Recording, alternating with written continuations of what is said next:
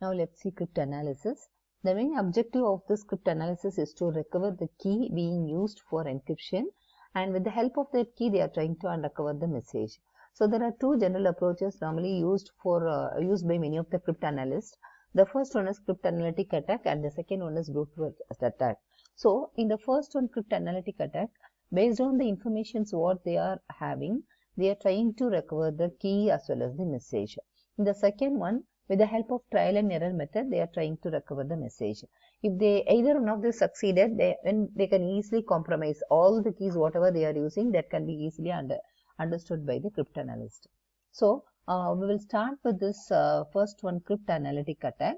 If you take this cryptanalytic attack, with the help of the difficulty level, with the help of the informations what they are having, they can easily try to recover the original message as well as the key.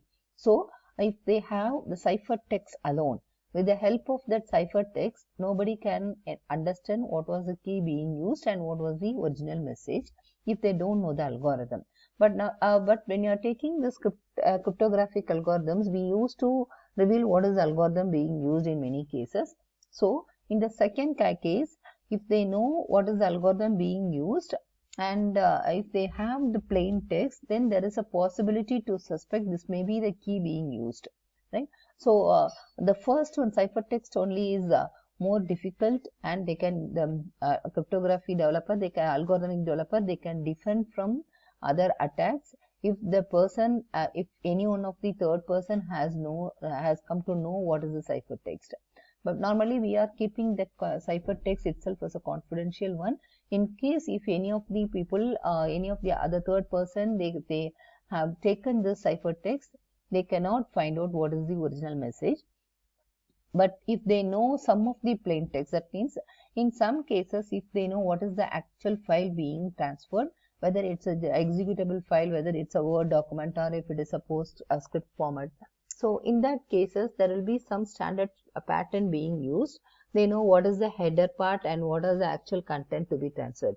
So in that cases, they try to analyze which is the actual plain text part being used here.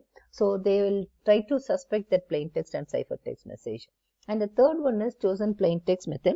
So in this chosen plain text method, they are trying to find out whether they have what that means. Here they are taking this plain text and the respective they are trying to find out what is the actual ciphertext for that, and with the help of that relations between these two, they try to recover the key. And the next one is chosen ciphertext method, and this is the third one actually. And sorry, this chosen plain text is the third one, and the next level is chosen ciphertext. That means they are having their encryption algorithm, the ciphertext is with them, and also they are choosing one ciphertext, and together with that they have decrypted that plain text with that from that ciphertext, and with the help of this pair they try to recover other ciphertext also. And the last one is chosen text method. So in this chosen text method, they know the encryption algorithm, ciphertext, and they have one plain text message, and they try to encrypt that and find out what is the corresponding ciphertext. Similarly, they will be having some ciphertext.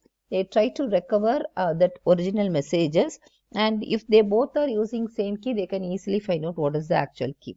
So we are having the combinations of plain text and ciphertext in the case of these last two, and in the first one we are having only ciphertext. So with only relatively weak algorithms fail to withstand in this ciphertext only attack.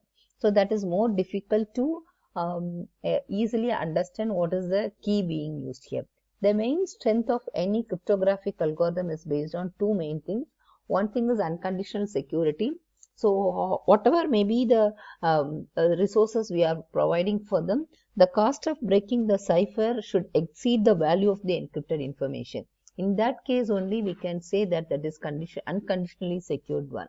No matter how many what power for computer system we are giving there, they cannot they cannot easily break that ciphertext. Means then we can say that is very strong cryptography algorithm. And the second one is computational security. Given limited computational resources, if the time taken for that calculations to recover that original key or the messages means, then you can say this computationally secure one. So these are the two things we have to note down.